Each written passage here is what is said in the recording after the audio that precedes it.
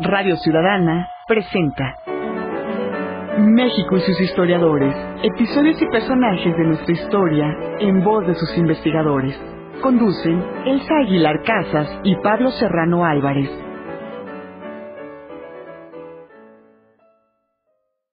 Hola, buenas tardes. Les saluda Sandra Vázquez a nombre del equipo de producción de México y sus historiadores.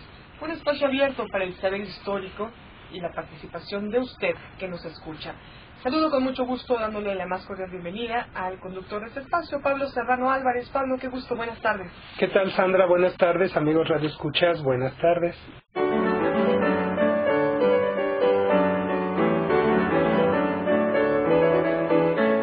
La simbiosis de los poderes políticos y religiosos del virreinato se convirtió en un reto para los actores sociales del México independiente. Las disputas ideológicas sobre la soberanía y el poderío social y económico de la Iglesia fueron inevitables en la construcción del Estado Nacional. Hoy hablaremos con nuestra invitada Marta García Ugarte sobre su más reciente libro, Poder Político y Religioso, México siglo XIX, publicado en 2 tomos por Miguel Ángel Porrúa y la UNAM.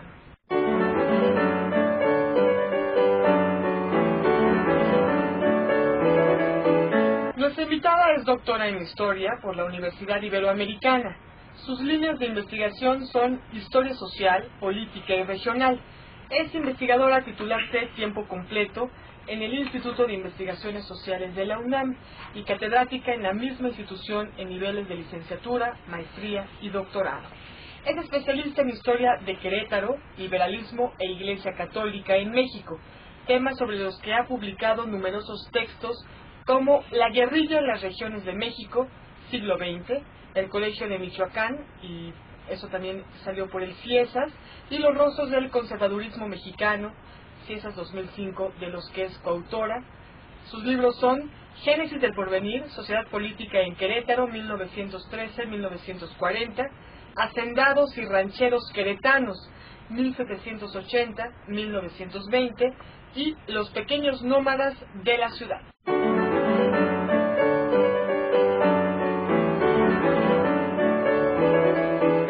Antes de comenzar, le invitamos a que exprese su opinión, sus dudas, al correo electrónico México y sus historiadores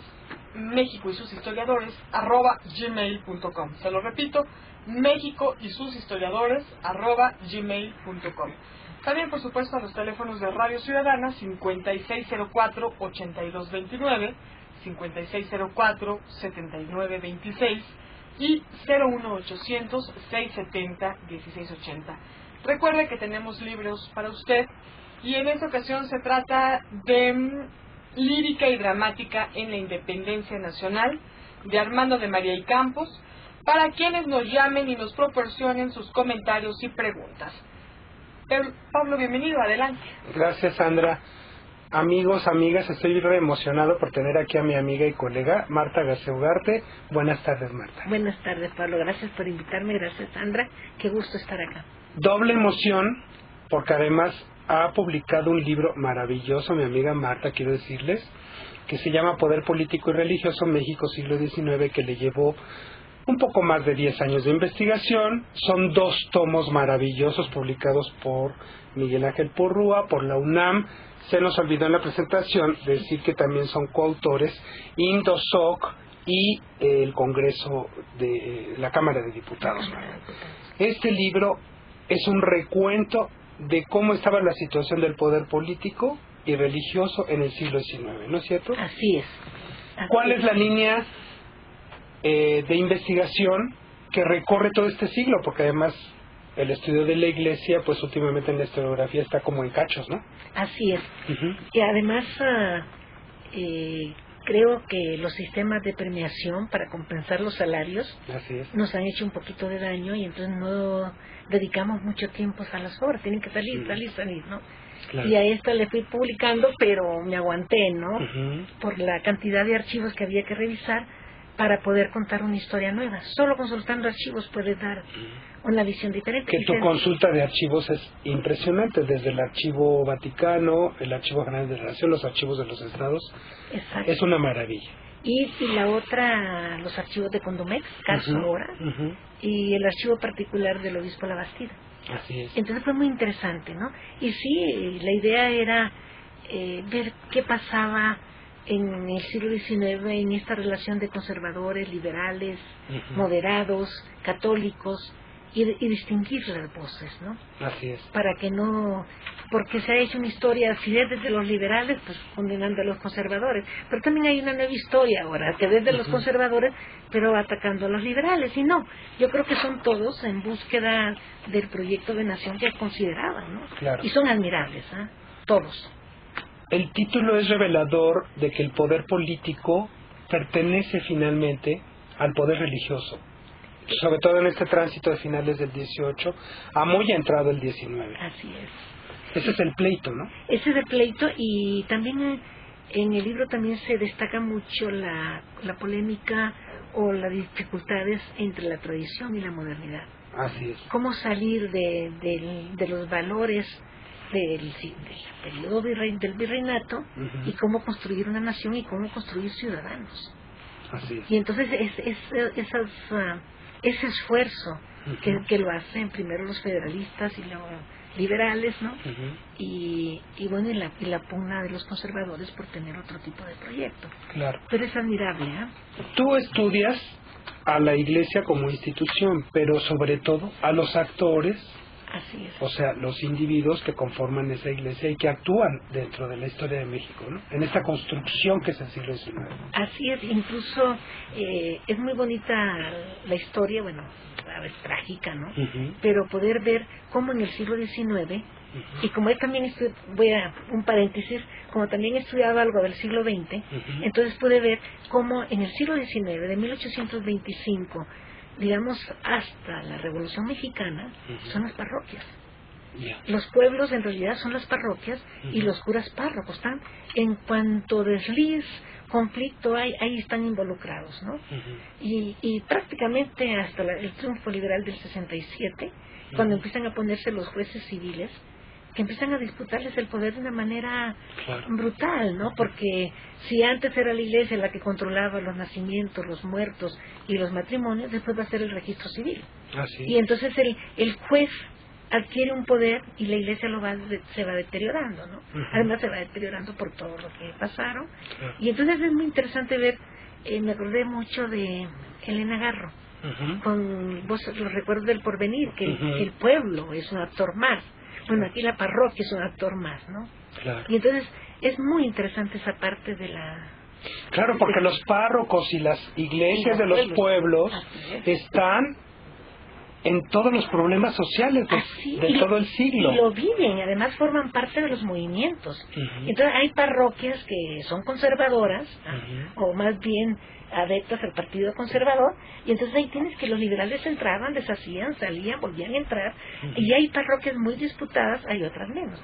Y bueno, en el 56, sí, 57, 58, cuando empieza la guerra de reforma, el arzobispo de México, don Lázaro de la Garza, decía no, los curas no están involucrados. Y entonces el jefe militar de la Sierra Gorda le manda a decir cuáles estaban, fulanito, sotanito, eran un montón. Y eran un montón en todos lados. Metidos en la revuelta, ¿no? Marta, tú aterrizas una cuestión fundamental que es la microhistoria del poder político de la Iglesia durante el siglo XIX. He ahí la importancia, amigas y amigos, de este libro, de este importante libro, ¿no? Porque eso no había sido abordado así. No, y lo interesante es que tienes, en el libro, tiene las voces mayores, ¿no? Los obispos, los presidentes, los militares, ¿no? Y parece que en nuestro país no nos gustan los gobiernos débiles, y más que débiles diría moderados. No nos gustan. Entonces, todo gobierno moderado se fracasa. Y así pasa en el siglo XIX, ¿no? Herrera fracasa porque es un hombre moderado, porque trata de conciliar con tirios y troyanos, ¿no? Y no se puede. Marta, el padre Hidalgo, el padre Morelos, por eso fueron populares, por esta estructura de la Iglesia. En parte, lo que pasa es que tienes Hidalgo no tanto, a mí, bueno, sí, es el padre de la patria, ¿no? No voy a despotricar contra eso, sino pero que a mí el que más no está en el libro, porque el libro empieza en 1825, cuando ya la estructura formal del Estado mexicano en sus relaciones con la Iglesia, pero me fascina Morelos. Morelos es impresionante porque era un hombre bien formado y disputaba en teología con el que va a ser su enemigo, que es el obispo de Oaxaca, Bergoz y Jordán. Y me reía porque Bergoz y Jordán, cuando están desaforando, diría yo, era quitándole las vestiduras clericales a Morelos para poderlo fusilar, lloraba, digo, lágrimas de cocodrilo, porque fue un pleito feroz entre Bergoza y Morelos. Eso yo te lo preguntaba porque finalmente esa estructura de relaciones personales entre el párroco y los párrocos, los obispos, los arzobispos, etcétera, tienen una relación directa con la gente. Así es. Saben de sus problemas, de sus demandas, etcétera. Y bueno, el padre de la patria en Morelos inician el siglo con esa expresión, digámoslo así. Así es. E incluso como es interesante porque ya desde cuando las reformas borbónicas, el abad Iqueipo, que fue obispo electo, nunca tomó posesión del obispado, porque nunca fue ratificado. Él le decía al rey, cuidado con los párrocos. Son los que más, es el contacto directo, los mediadores entre usted y la población. Fíjate. Y luego, porque el deseo del gobierno mexicano de tener el patronato para poder nombrar los párrocos. ¿Te imaginas tener esa pléyade de párrocos al servicio del gobierno y de la ideología liberal? Fantástico, ¿verdad? Bueno, y este choque entre, a partir de 1824 que viene la Constitución y que viene ya un enfrentamiento Iglesia-Estado, ¿esa relación cómo se da, Marta? Sí, es muy interesante porque desde el 21, con la independencia, hay varias cartas del último obispo, el último obispo no hispano, aunque era criollo, el de Puebla, el obispo de Puebla, que él decía que cuando todas estas discusiones sobre el patronato en el Congreso, que dicen, no vamos a pedir permiso a Roma, es derecho de la nación. La nación puede ejercerlo sin tener que consultar. Claro, allá en Roma prácticamente cortaron la comunicación, que ni la tenían con el representante de México. Pero en última instancia la fuerza, decía Vázquez, que no debería de olvidar la nación que le debía la independencia a la Iglesia. Eso es impresionante, dicho en 1826. Pero además, Pablo, que esto es lo más interesante todavía, la Iglesia, por las distancias con Roma, se había liberado del control de la Santa Sede. Entonces hay un proyecto muy claro desde 1825 de formar una Iglesia nacional mexicana, no, sin romper con Roma. Porque Roma se siguió usando como un escudo, pero con independencia, con autonomía, autónomos del Estado y autónomos de la Santa Sede. Iglesia mexicana. Es un proyecto muy bonito y muy interesante porque además está imbuido de liberalismo. Como decía el secretario de Estado del Vaticano cuando mandan al delegado apostólico en la época de Maximiliano, en las instrucciones, le dice, por eso venía así asustado, ¿verdad? Dice, usted tenga cuidado con todos. Ahí todos son liberales. Ahí todos están a favor de reformas. Uno más despacio, uno más rápido, pero todos quieren reforma. Entonces esta estructura permitía como una independencia de la Iglesia. De hecho, la independencia del Estado se plantea desde entonces. No la pueden plantear abiertamente porque Roma nunca la autoriza, ¿no? Pero la plantean. Y sobre todo la independencia de Roma. Esto se va a romper muy pronto. Ya en el 34, después de la primera reforma liberal, ahí ya se dan cuenta de que no, pero no son ultramontanos. Si no consolidan un proyecto de una Iglesia nacional, decía uno de los obispos más interesantes de esta primera etapa, el obispo Portugal de Michoacán, decía, imagínense qué beneficio para el Estado tener una iglesia como la anglicana. Pero nosotros no podemos caer en eso, nos empobreceríamos. Esto es lindo, ¿no? Es una visión muy clara. Y después de ese fracaso de establecer una iglesia mexicana, ¿Qué pasó? Después de ese fracaso viene la unión del ejército con la iglesia, y es una coyuntura que se da en el 34 muy fuerte, y a partir de ahí ejército e iglesia van a caminar juntos en contra de las reformas liberales. A mí me sorprende la energía de los liberales, Pablo, porque los otros continuamente están... claro, que fueron unos persistentes. Como decía ya en la guerra de reforma, decía la Bastida, que es el líder realmente del Partido Conservador en el nombre completo para que el auditorio... Pelacio Antonio de la Bastida y Dávalos, que fue obispo de Puebla en el 55, en el 56 muy prontito lo expulsan del país, porque Comonfort se da cuenta que no tiene ahí un obispo. Es el obispo de obispos, digamos. Es el 19, líder. Claro. Es el líder. Bueno, hasta Benito Juárez le escribe en esa época. Fíjate. Sí, o sea, tenía relaciones con todos. Era un hombre, un gran negociador, ¿no?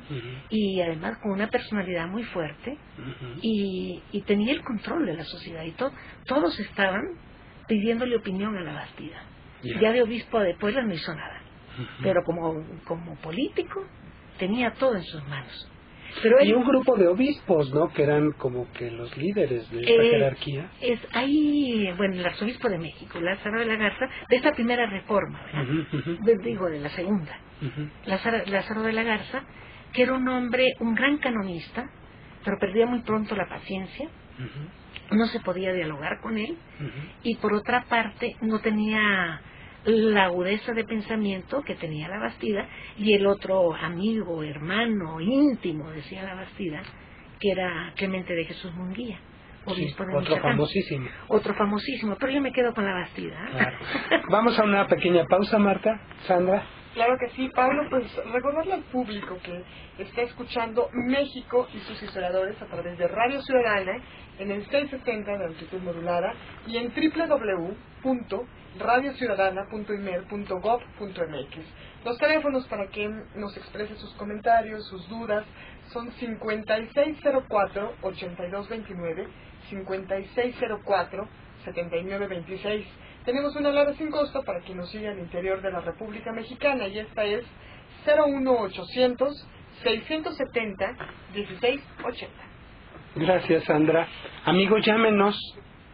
Esperamos sus comentarios, sus preguntas, porque es un libro, créanme, que va a dejar huella en la historiografía mexicana. Bueno, entonces después viene el enfrentamiento con los liberales. Pero estos obispos, yo veo, Marta, que en pensamiento y acción son como liberales. No son tan conservadores. No. Son tradicionalistas. Por eso hay que distinguir tradición de conservadores. Eso es bueno. Sí, porque si no haces un desorden y no los identificas, ¿no? Son apegados a la tradición eclesiástica, y eso lo limita. Pero no son conservadores. Cuando están negociando la aceptación del trono por Maximiliano, el gran gestor ahí es la Bastida, ¿no? Y lo que es los otros que estaban también conservadores lo criticaban y decían que era un reaccionario, y él se indignaba. ¿Cómo voy a ser un reaccionario, verdad? Claro. Él no se sentía, y no lo era. Era un hombre liberal, moderno, pero apegado a la tradición. Y de todos los obispos fue el más moderno, y el más inteligente, ¿verdad? El más inteligente, incluso ya... Y guapo, además, dijiste aquí en este mismo programa hace un par de años. Guapo. Honestamente, muy guapo. Era un criollo, ¿no? Un criollo muy atractivo. Marta, ¿qué negociaban con los políticos? Bueno, primero, ellos siempre defendieron la prevalencia de la Iglesia, ¿no? Pero también estaban preocupados por un proyecto de nación, ¿eh? Sí, entonces, claro, tenía su propio proyecto. Su propio proyecto, y era una nación fuerte. Más al estilo, sí liberal también, claro, no querían tolerancia religiosa, que es el punto de quiebre, ¿no? De un partido, de una democracia, digamos, ¿no? Sí. Si tú no tienes tolerancia, nada funciona, ¿no? Claro. Y entonces ellos no querían la tolerancia, pero sí querían un país moderno, un país productivo. Es más, la Bastida tiene una cantidad de proyectos en Michoacán. Antes de ser obispo de Puebla, se mete en el negocio de la seda, es presidente de la Asamblea Departamental, claro, en la República Centralista.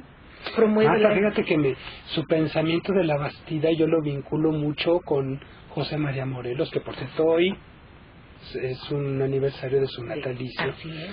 Pero a nivel de pensamiento son como gente de avanzada, con una doctrina muy fuerte y con deseos de convertir a la nación mexicana en una nación feliz en todos los aspectos. Sí. ¿Te das cuenta? Sí, así es.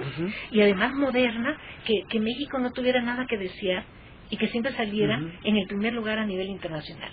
Claro. A veces él viajaba, cuando lo expulsaron y viajó por el mundo, decía que diéramos en México por tener las instituciones de Inglaterra, ¿no? Claro. Pero pues sí, no era el tiempo y la Bastida es un líder en el complejo de obispos. En 1855, bueno, 56, Comonfort toma posesión porque Juan Álvarez se asusta, toma posesión el 11 de diciembre de 56 y el 12 estalla la revuelta de Zacapastla en Puebla. Y en el transcurso de la guerra, claro, el obispo dialoga con todos, con los militares levantados, regaña a su cura de Zacapastla, ¿no? El padre García Ortega, pero al final de cuentas la cosa está pues muy caliente en Puebla. Y toma la medida, se podía haber ido, y se queda. Y se queda con los poblanos. Claro. Que eso fue un exitazo, ¿no? Y empieza a negociar con Comonfort. Pero entonces Comonfort se da cuenta, siempre se piensa que porque dijo un discurso, un sermón en una iglesia, yo pienso que eso es banal. Incluso se da el decreto, ¿verdad?, de expropiación de los bienes de la intervención, de los bienes de la iglesia en Puebla, pero tampoco eso es lo grave, sino que se da cuenta Comonfort que está con un líder, que enfrenta a un líder.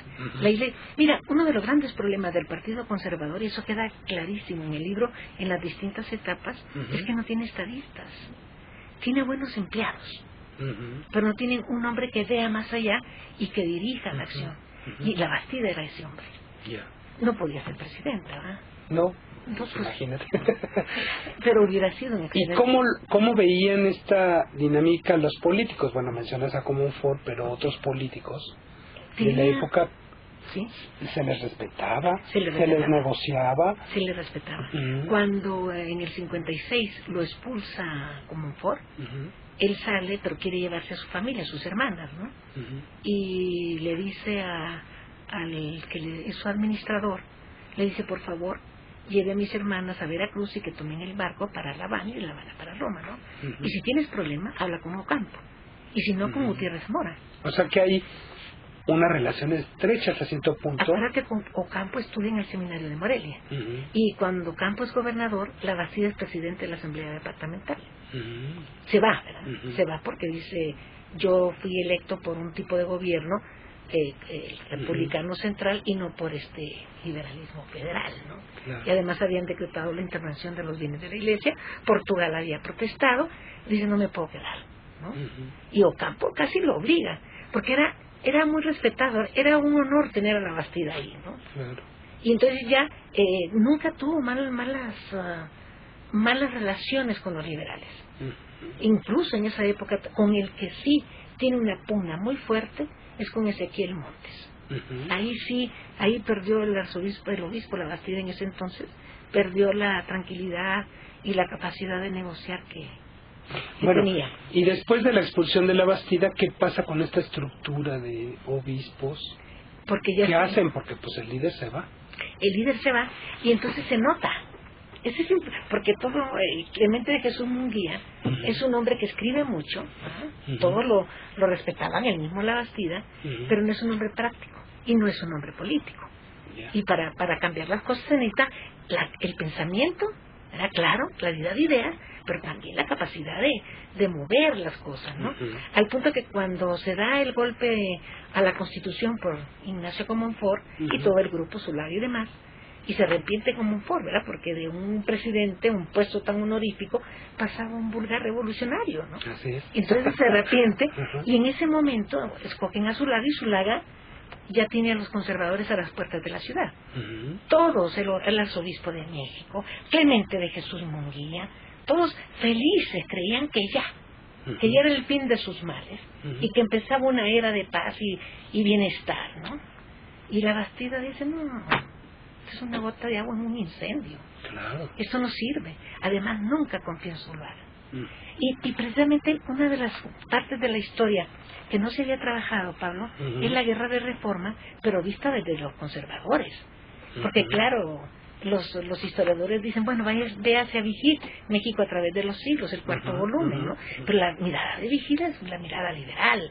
Sí te cuenta los hechos conservadores, pero desde la mirada liberal, ¿no? Claro. Y entonces los archivos conservadores te van explicando cuáles son los problemas de las fuerzas conservadoras, de los grupos conservadores, y vas viendo sus grandes limitaciones. Es por lo que dice la Bastida a finales del 58, para noviembre del 58, no podemos ganar. No vamos a ganar. Estamos perdiendo vidas, pero sí, radicalmente la gente nos estamos matando. Necesitamos una intervención extranjera y una monarquía. Ahí se consolida el proyecto. Bueno, que se venía discutiendo desde 1840. Y después vienen los franceses. Fíjate que eso es una de las partes más interesantes de la obra. Sí, veo los capítulos, por eso también te lo pregunto, ¿no? Sí, es de las partes más interesantes, porque cuando ellos planean... Perdón, porque se visualiza en la historiografía de los conservadores como los que trajeron a Maximiliano, fueron a Europa, bla, bla, bla, hicieron, ahora sí que lo propio, ¿no? Sí. Pero ¿quiénes eran? Sí. ¿De dónde venían? Sí. Luego algunos, pues tenían estas relaciones con la Iglesia, ¿no? Tan profundas. Bueno, de hecho, cuando están en Roma, en 1861, bueno, en 60, un poquito antes de la derrota, Miramón nombra a la Bastida representante ante la Santa Sede. Fíjate. Y entonces, pero la Bastida no va para ser representante, la Bastida va para gestionar el imperio. Y esto es lo más interesante del momento, porque él convence a Pío IX de que estimule a Maximiliano a aceptar la corona, que le ofrece ese puñado de notables mexicanos, ¿no? Claro. ¿Cuál sería, y esto me lo vas a responder después de la pausa, la postura en este mismo sentido que tomaron estos señores párrocos que estaban ahí en sus parroquias conviviendo con la sociedad? Porque estamos hablando de un gran personaje como es la Bastida. Así es. Como fueron otros obispos, como fueron otros conservadores.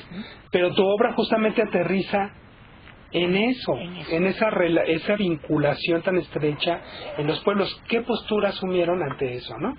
Y ahorita volvemos. Sandra. Así es, Pablo, pues estamos completamente en vivo hoy aquí en Radio Ciudadana con México y sus historiadores. Y por supuesto les recordamos que tenemos el libro Lírica y Dramática en la Independencia Nacional de Armando de María y Campos, para quienes nos llamen y nos proporcionen sus comentarios y preguntas sobre el tema del día de hoy. Vamos a una pausa, volvemos.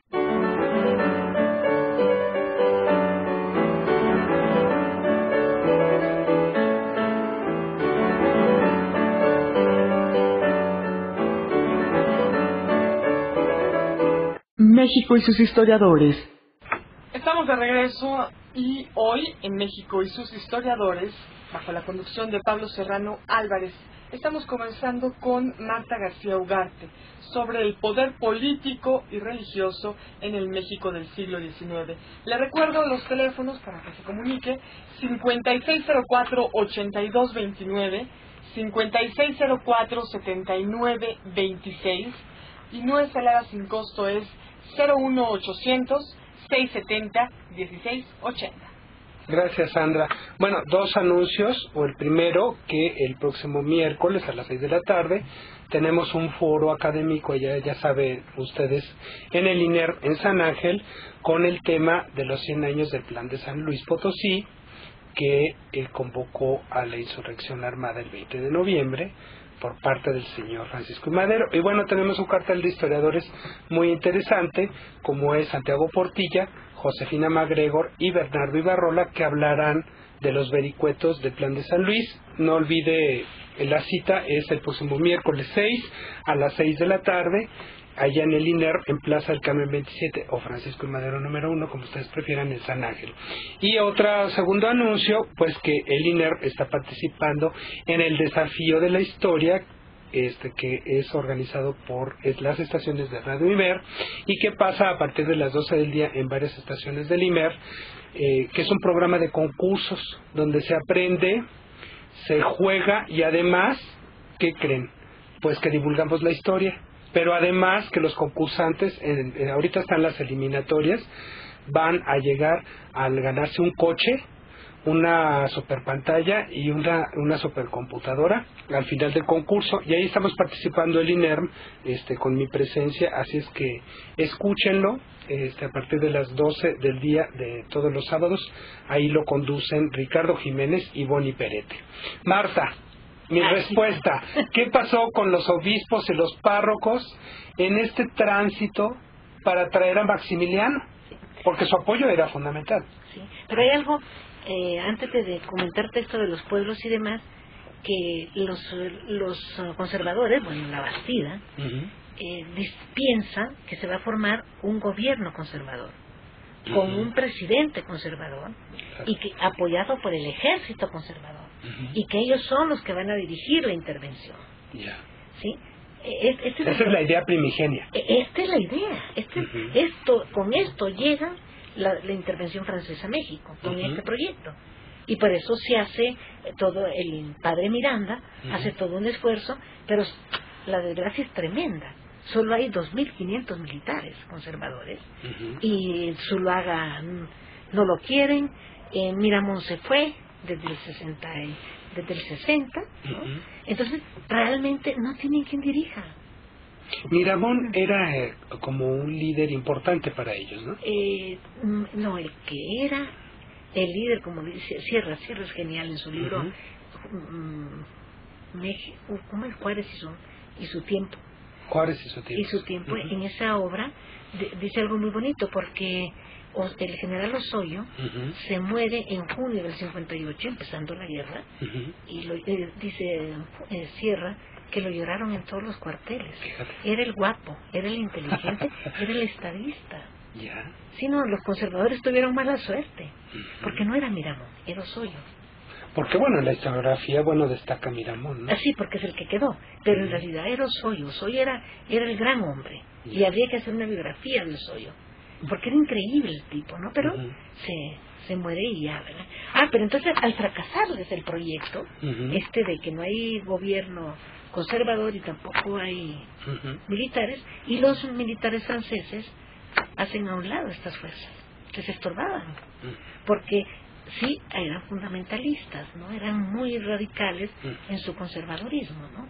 Y entonces se va solo a la Francia, y es la única vez que la Bastida dice: nos falló, nos van a decir traidores. Y también lo dice el padre Miranda. Esto no nos lo esperábamos. Claro. Y se decepciona y se va. Incluso la Bastida es el que dice que hay que seguir con el proyecto, porque ante el fracaso decían, que se vayan y imponemos una dictadura. Y le dice la Bastida: no, sigamos con el proyecto. Si ya invertimos tanto, no nos echemos para atrás, no volvamos a las mismas. Las dictaduras nunca han funcionado. Y entonces se sigue, ¿no? Ahora, los pueblos. Es muy interesante, porque los pueblos va a depender muchísimo, uno, de los párrocos, que hay también párrocos muy liberales, pero también, por otra parte, los mismos pueblos empiezan a gestionar por la cuestión de las tierras, la afectación de la ley de desamortización. Entonces, esos son factores que van interviniendo, ¿verdad? Entonces, tienes pueblos profundamente liberales y tienes pueblos profundamente conservadores. Además, los pueblos guardan un resentimiento profundo.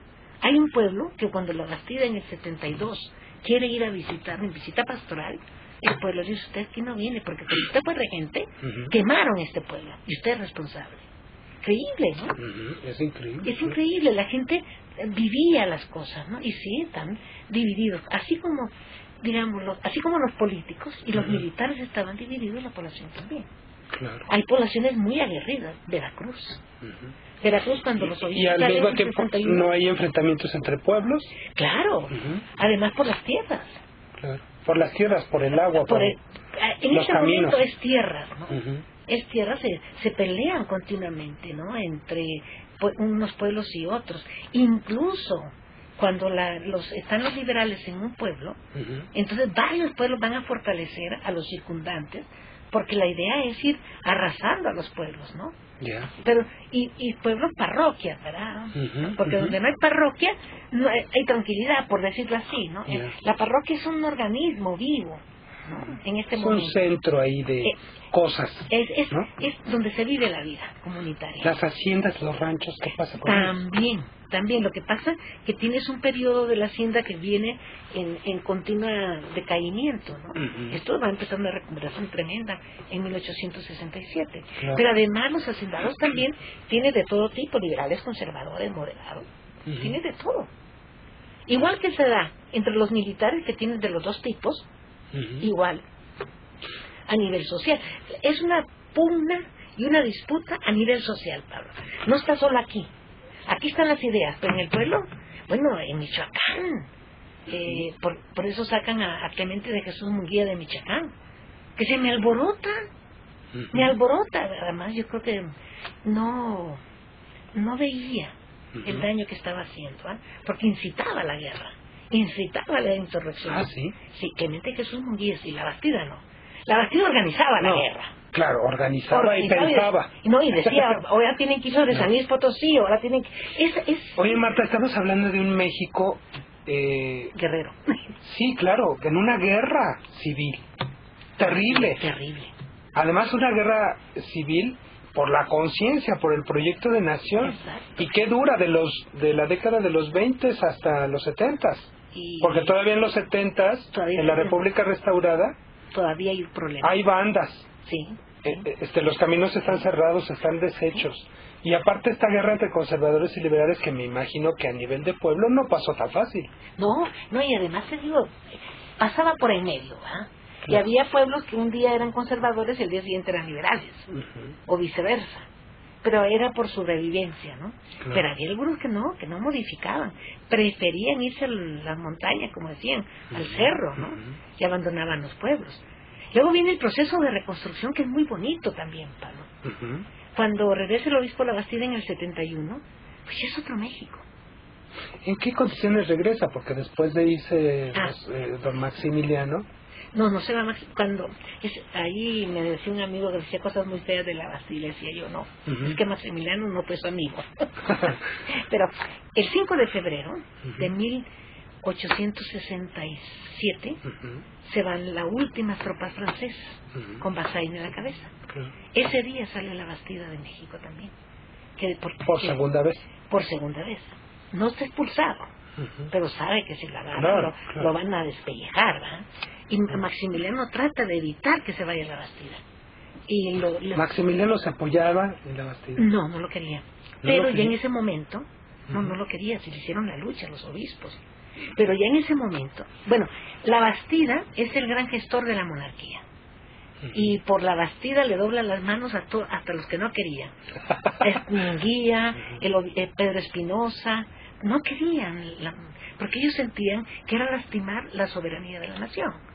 Pero como el Papa lo aprueba y lo impulsa la Bastida, mira, todos agacharon la cabeza. No, es que el señor mandaba. Y mandó hasta que se muere. Al punto que cuando se muere en 1891, la iglesia se desmorona, Pablo. 20 años después de que se va. Él que se va con... Dijiste que se fue en 1800... en el 67 sale el 5 de febrero. Y llega a Roma, pero ya no llega a Roma como en 1856. Cuando llega a Roma en 1856, llega con todos los proyectos en la mano, y bajo el brazo. En el 67 es un obispo derrotado por parte de la Iglesia y derrotado en su proyecto político. Y en Roma se está organizando el Vaticano I, que ahora decimos primero, pero el Vaticano, ¿no? El Concilio Vaticano. La Bastida dices que vuelve en 71. Porque esa es otra historia muy bonita. Que en pleno juarismo. Pero es que Juárez no era anticlerical, ni era radical. O Campos. ¿A poco? No, Juárez no. Y entonces Juárez está en el lecho de muerte y hay un señor que no localicé nunca su nombre. Y mira que lo busqué, ni modo. El señor Morera. El señor Morera es íntimo amigo de Juárez. Y se hace toda una política, orquestada por la Bastida, para decir porque se da una ley de amnistía, pero en esa no tiene a los que participaron directamente en la guerra y en la regencia, ergo la Bastida. Y entonces él promueve a todos sus amigos para que empiecen a pulsar y que él tiene que regresar. Él les dice que tiene que regresar, que ella no aguanta Europa. Y entonces el señor Morera le dice que tenga paciencia, que ya estuvo hablando con el presidente. Y Juárez le dice que tenga paciencia, que Juárez le manda a decir que tuviera paciencia. ¿Te cuenta? Y entonces tiene paciencia, y antes, en el 71, la autoridad... Se nos desmorona el Juárez anticlerical. No, pero es la historia que se ha contado mal. Era un hombre con una gran conciencia. Eso sí. Y además era un gran dirigente, era un estadista. Y tenía gente que es donde distingue si es un estadista o no. El tipo de equipo. Un estadista quiere gente inteligente, no se siente mediocre, quiere gente brillante, más que él, porque cuanto más brille su equipo, más va a brillar él. Claro. Y entonces en este momento Juárez tiene gente muy brillante. Los Lerdo de Tejada, Ocampo, Iglesias, Ramírez, y sigamos, Ortega, Prieto. Hay una playa de... No, la generación liberal, ¿no? Claro. Pero, y de estos tienes moderados y radicales. Juárez era moderado. Claro. Bueno, entonces la Bastida... Regresa en el 71. Regresa en el 71. ¿Y cuál es la relación? Calladito. Calladito y se veía bien padre. Sí, calladito. Como decimos ahora. Y se reunían. Y decían los canónigos, vamos a cantar el Te Deum. Nada de bulla. Nada. Y viene uno por uno a verme a mi casa. Además ya no tiene palacio. Tiene una casa particular. Claro. ¿Y se nos muere Juárez en 72? En el 72, y entonces sube Sebastián, y ahí Sebastián Lerdo de Tejada va a elevar a rango constitucional la ley de reforma, y va, por otra parte, a promover la educación, y va a expulsar gente religiosa, entre ellos el secretario particular. Y allí es la gran genialidad de la Bastida, Pablo. Y eso es lo que voy a trabajar después. Este libro termina entonces en 78, cuando se muere Pío IX. Pero no abordo esta parte, porque la voy a retomar. Y esta es la parte donde la Bastida en el 74, cuando se elevan a rango constitucional las leyes de reforma, hacen una carta pastoral ahí que no le escribe él, le escribe el obispo de Querétaro, pero él hace un proyecto. Y dice, aquí el problema es que los católicos están al margen del poder. Y necesitan entrar al poder, porque si no, ¿quién va a hablar en nombre de nosotros? ¿Qué es el gran problema que sucede después? No, eso es interesante. Esa es la historia porque no han ido a los archivos los historiadores. Y entonces él hace un esquema, un compromiso escrito bien breve, en donde los católicos que quieren trabajar en la política, porque acuérdate que a nivel internacional la Santa Sede está diciendo, bueno, el pontífice, que todavía no se ha muerto, Pío, nada de política, aléjense. Los liberales son el diablo, ¿no? Y entonces él hace un compromiso. Y entonces yo, Marta Eugenia García, me comprometo a intervenir y hacer todo lo posible porque se publiquen leyes favorables a la Iglesia, en la medida de lo posible. Y con eso, en la medida de lo posible, era que si no hacías nada, no pasaba nada. No te podían excomulgar, y de esa manera los mantenía unidos al clero, pero al mismo tiempo participando. Y es por lo que puse aquí al final, ¿no? No pudieron controlar que participaran como ciudadanos mexicanos. Y después dije, me habré equivocado. Y no, estuve revisando la correspondencia que le llega a los hermanos Vicente Riva Palacio y a su papá, el padre e hijo, y es impresionante. En el 77 los reportes de que no aguantan las campañas, ellos dicen conservadores, eso lo tengo que aclarar, me parece que son los católicos. Es que después se transforman en eso, en católicos activos y además que hacen la acción social. Y no, aquí en este momento la acción política. Antes de la clara? Clarísima, Pablo, clarísima. Y ver las cartas. Incluso hay una, que me parece que está loco, pero bueno, que dice, Porfirio Díaz ya hizo un pacto con la Iglesia y vamos a tener una conciliación. Eso se dice en la historiografía. En 77, pero se dice después. Pero esto ya desde antes de que asuma el poder. Y además en las regiones están tomando los puestos los católicos. Por eso hay un artículo muy bonito de Alan Knight. Claro, él no tiene la información esta, no se la vamos a pasar. Pero la cosa es que escuchen nuestro programa grabado en la página iner.gov.mx. Exacto, le vamos a decir porque él dice que en el porfiriato los liberales eran conservadores o los conservadores eran liberales. Porque hay una mezcolanza, que están los católicos.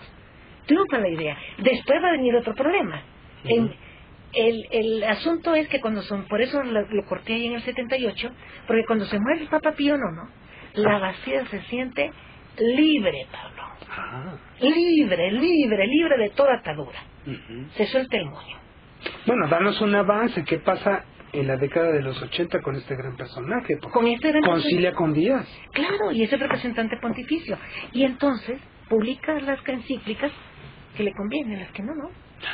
Entonces es un hombre muy perfecto. Bueno, en todo esto, Marta, tú haces una historia general del poder político y religioso en el siglo XIX, pero todo gira en función de la Bastida. Es el gran líder religioso. Además dura muchos años, del 55, Pablo, hasta el 91. Y mira, te voy a decir, León XIII, el Papa León XIII, quería celebrar el famoso concilio plenario latinoamericano desde los 80. Y la Bastida le dijo, no. Y con la Bastida, todos los obispos del país, no. Se muere la Bastida en el 91. Además, otra cosa, no delegados apostólicos. Nada. Y no hay delegados apostólicos. La primera visita apostólica es en 1896, 5 años después de muerto la Bastida. Y había tenido tanto control que se empieza a desmembrar. Eso lo vamos a platicar el 14 de octubre, ¿no?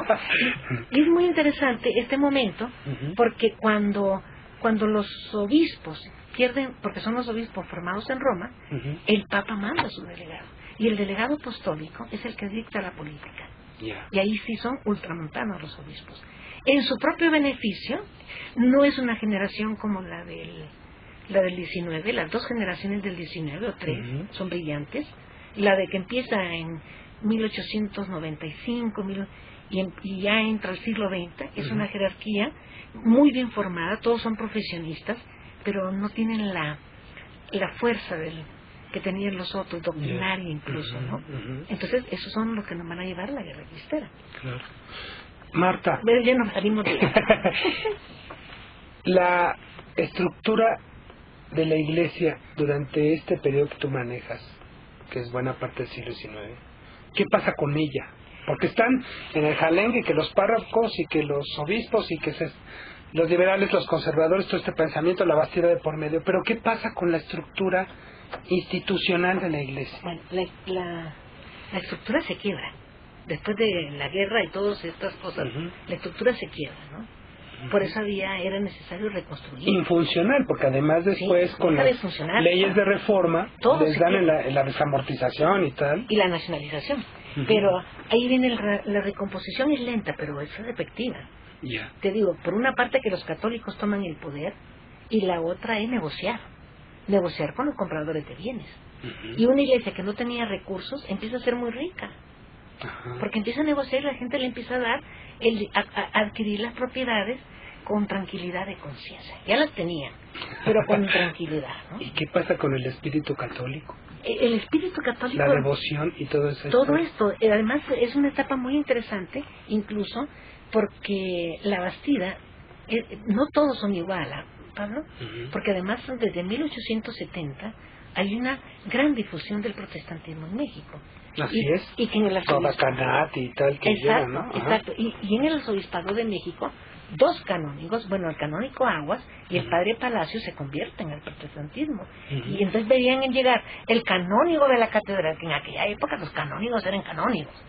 Ahora son unos señores, ¿verdad? Claro. Entonces tenían un gran respeto, ¿no? Y bueno, y hablaba y convertía a la gente. Y entonces tienes una gran... Todo de 1877 a finales del Porfiriato, tienes la gran polémica entre las escuelas protestantes, metodistas sobre todo, la escuela oficial y la escuela católica. Todo el mundo se disputaba la educación. Había escuelas, pero nadie enseñaba bien, excepto el gobierno, ¿no? Así es. Porque la iglesia a rezar y persignarse, ¿no? Que es el gran error. Entonces tratan de hacer esa reforma. Empieza con la Bastida y el siguiente arzobispo también, de hacer una reforma de la educación católica. Así es. Y pues no se logra del todo, ¿no? Bueno, el poder religioso finalmente influye en el curso político de los pueblos y las comunidades. Así es. ¿Y qué pasa con los indígenas? Los indígenas acuérdate que están indignados con el liberalismo. Así es. Por la ley de desamortización. Y se afilian con la iglesia. Y se afilian con los hacendados que se sienten lastimados, con los militares que están lastimados, con la iglesia, ¿no? Y hay algunos... eso los liberales, ¿qué hacían, Marta? Igual. Porque ya después de que se establecen, ¿no? Que alcanzan el poder político, pues es una lucha frontal. Pero al mismo tiempo empiezan, y esto va a ser la labor del porfiriato, a titular las propiedades indígenas de forma individual. En mi hipótesis es que en Querétaro no hubo revolución porque la gente tenía su propiedad privada y seguía habiendo la propiedad comunal. No se destruyó del todo la propiedad comunal. La que sí se destruyó fue la propiedad de los municipios, porque es la que también afectó la ley de desamortización, ¿no? Entonces hacen alianzas. Por eso cada vez que venía una ley contra la iglesia y sus bienes, afectaba a los hacendados y afectaba a los indígenas. Y entonces las pugnas son muy, muy, muy fuertes, ¿no? Algo que te quería contar, que no me lo vas a preguntar, es cómo se logra un cambio de mentalidad en la gente. Porque antes, si tocabas a la iglesia, me tocabas a mí, ¿verdad? Estás tocando a Dios, ¿cómo te atreves, verdad? Entonces, ¿cómo van a cambiarlo? Bueno, por las leyes, pero además, Pablo, es un proyecto que ya te invité, lo voy a retomar, los catecismos políticos. Así es. Los catecismos políticos era, ¿cómo aprendimos? Es más, si yo le pregunto a ella, o a ti, bueno, a mí, los principios de la Iglesia Católica, repetimos el catecismo de Ripalda, que es del siglo XVI o XVII, ¿no? Bueno, igual. Y quién sabe si ya me acuerdo, pero bueno. Preguntas y respuestas. Y preguntas y respuestas. Así es. Y así se distribuye. Y el más bonito, el catecismo político más bonito, es el de Nicolás Pizarro, que se pone como libro de texto en la preparatoria. Entonces, es una belleza eso. Oye, Marta, pero además de esto de los catecismos, los párrocos con la palabra, los sermones y los sermones cotidianos, y venga, pues movilizaban a la sociedad, Marta. Así es. Bueno, y ya con el plan de Tustepec, venían volados a avisar que ahí venían las fuerzas de Porfirio Díaz o venían las fuerzas contrarias, ¿no? Pero la gente está... ¿Esa estructura se rompe con la revolución? Desde antes un poco. Después del triunfo del 67. Incluso ya con la revolución la parroquia no tiene la fuerza que por lo menos que tenía, ¿no? Ahora, hoy es un problema el mundo parroquial, porque la parroquia era la comunidad cristiana. Así es, sí. Y ya no existe la parroquia. Bueno, sí existe, pero no tiene la fuerza de antes. Marta, y a nivel urbano en esa época, ¿qué pasaba? Igual. O sea, el centro, ahora, por excelencia, era la parroquia. Aquí para la fiesta, para todo. Las diócesis, las cabeceras diocesanas son importantísimas, ¿verdad? Que son las capitales, ¿no? Sí. Pero lo que es interesante en las ciudades, Pablo, el gran impacto lo tiene la ley de desamortización. Porque parece mentira, pero todos vivían en casas de la iglesia. Todos, políticos, canónigos, curas, artesanos, en casas de los conventos.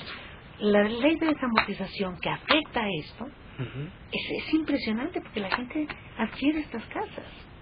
Sí. Y entonces, en ese momento, si el canónigo la compra, la libera, pues, y también el cura, ¿por qué yo no, verdad? Claro. Y esas son las condenas. Bueno, se hicieron fortunas en el inicio del porfiriato. Así es. Con la adquisición de tierras que venían de la iglesia, ¿no? Así es. De los grandes personajes, los administradores incluso de las monjas, pero las casas urbanas, Pablo. Marta, eso es impresionante. Nos queda un minuto. ¿Qué pasa con las órdenes religiosas en este Desaparecen. De plano. Y en el 71, porque hay una gran persecución, hay una prohibición a que se junten, las mujeres las sacan, también los hombres, y en el 71, como a los 3 meses de llegar, me parece que es el periódico, no me acuerdo cuál de los periódicos, creo que el siglo XIX, ataca la Bastilla, y ya llegó a ponernos otra vez las monjas y los frailes. Y empieza la creación otra vez, y lo logran. Claro. Hay una gran reproducción de la vida religiosa femenina y masculina en México. Claro. A partir del 77. ¿Cuándo se presenta Poder Político y Religioso México siglo XIX, publicado por Porroa, UNAM, Indosoc y Congreso? El 2 de diciembre en lo que es en Carso. Allá en Chimalistac, Federico Gamboa, que además es padrísimo. Además van a estar ustedes en un sitio padrísimo que rememora esta obra. Así es. Marta, felicidades por el libro y estaremos en la presentación. Gracias. Amigos, amigas, muchas gracias. Sandra, hasta pronto. Hasta pronto, Pablo. Y bueno, quienes ganaron el libro son Karina Rosas, Fernando Román, Mauricio Gutiérrez y Armando Sánchez, que podrán recogerlo en las instalaciones del INERM, que ya seguramente les dieron vía telefónica. Entonces esperamos que vayan para allá, ¿no? Muy bien. Muchas gracias. Bueno, muchas gracias. Esta es una producción de Radio Ciudadana 660 de amplitud modulada.